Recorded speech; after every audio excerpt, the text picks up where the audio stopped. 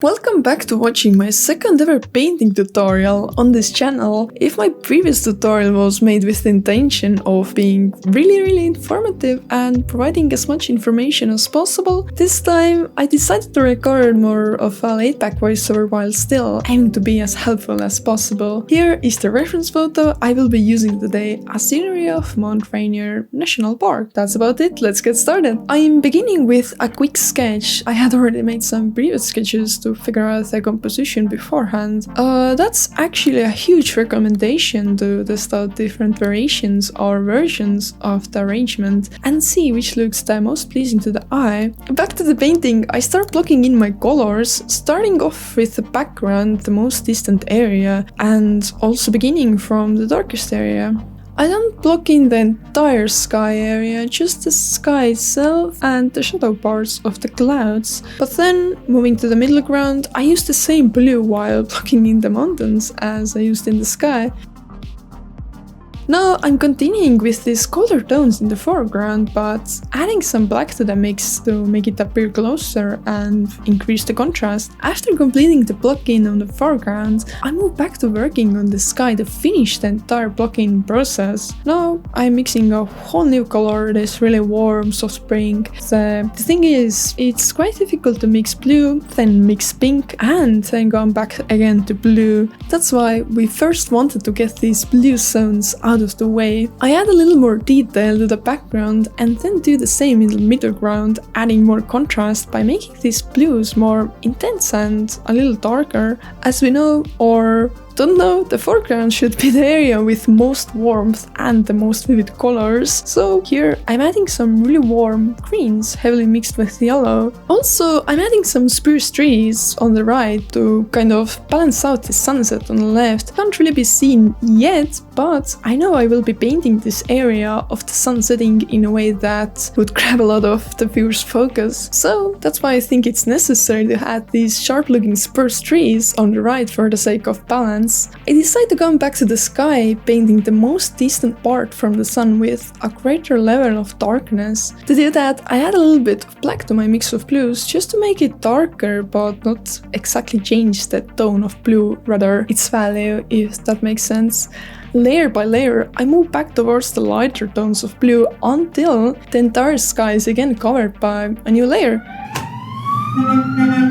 Alright, there was an ambulance passing by. Each time when YouTube video creators are recording their videos and some emergency cars passing by, they're just acting so annoyed, like, oh my god. Another house was caught in fire while I was trying to record my YouTube video. Please, get some better timing, or what is going on? They were always acting so annoyed.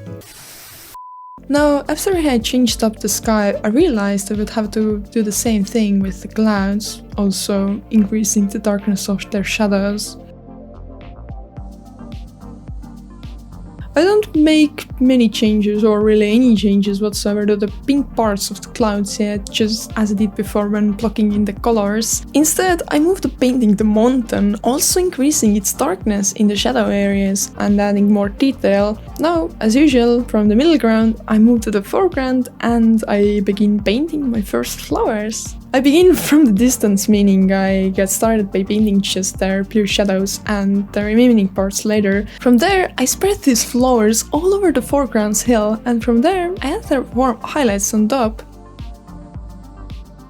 I also paint another layer on these spruce trees and give a little bit more blue to the distance just to create that foggy distance effect, even if it's not exactly seen in the reference photo, because it helps to add a sense of depth to the painting, which is something I ultimately want when painting a landscape, or that's at least how I like to paint my landscapes, including that atmospheric perspective. Now, after completing this layer on the foreground, I move back to the sky to work on the highlight areas of these clouds. I also decided to include some orange tones in the sky, specifically around the sun setting area, which which is around the left side of this large mountain. Here, I keep gradually moving towards this brighter and brighter highlights areas in my order of painting. I generally like to keep my clouds rather pink or orange, but around the center of the sun setting area, I had some very bright tones of yellow to really emphasize that this is the area of focus.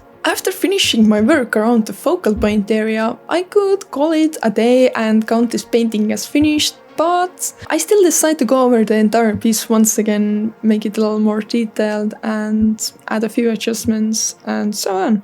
Still, I'm not calling this painting finished, but instead I go back to the foreground.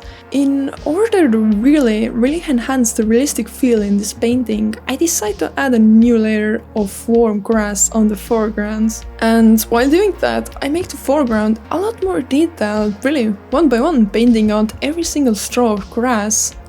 Alright, that might be an exaggeration, but at least hopefully making it appear more detailed. Seems like now the painting really is finished. I actually made this piece as a commission.